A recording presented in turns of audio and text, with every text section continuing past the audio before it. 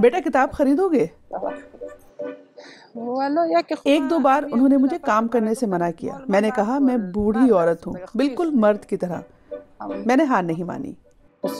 میرے پاس شاعری، افسانوں اور تاریخ کی کتابیں ہیں. میں دل جان ہوں، کتب فروش. میں کابل کی سڑکوں پر 25 سال سے کتابیں بیچ رہی ہوں.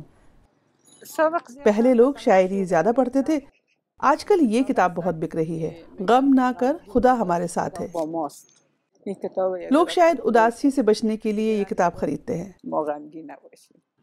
ہر شخص اداس ہے، ہم سب. بعض لوگ امن کی وجہ سے خوش ہیں،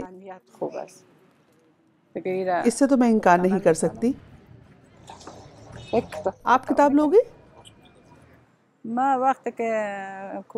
میں جب چھوٹی تھی اس وقت بھی لڑکیوں کی تعلیم پر پابندی تھی، بالکل آج کی طرح.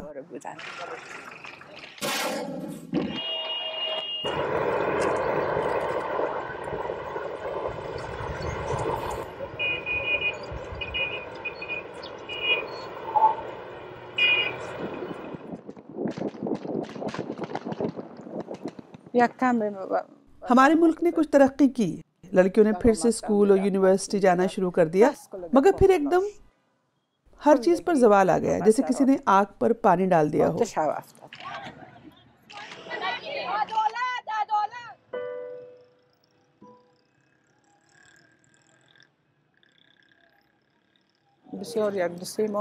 میں 3 مہینے تک گھر سے نہیں نکلی. عورتوں کا گھر سے نکلنا اور کام پر جانا منع ہے.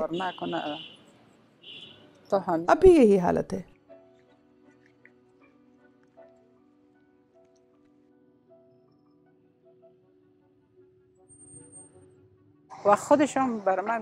انہوں نے مجھ سے کہا جب تم میری کتابیں اٹھائے پھرو گی تو سوچنا کہ میں تمہارے ساتھ ہوں.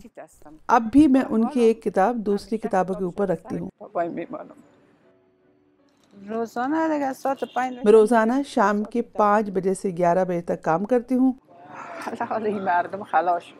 لوگ اب کتابیں نہیں خریدتے، 100 میں سے ایک شاید کوئی کتاب خرید لے.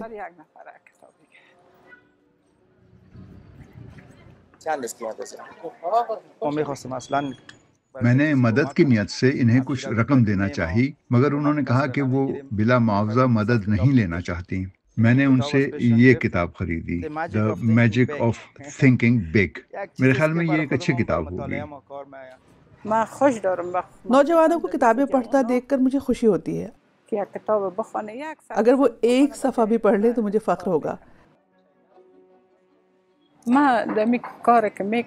کام کرنے کی وجہ سے میں کسی پر بوجھ نہیں ہوں. میں اپنے بچوں اور فیملی کی دیکھ بھال کر سکتی ہوں.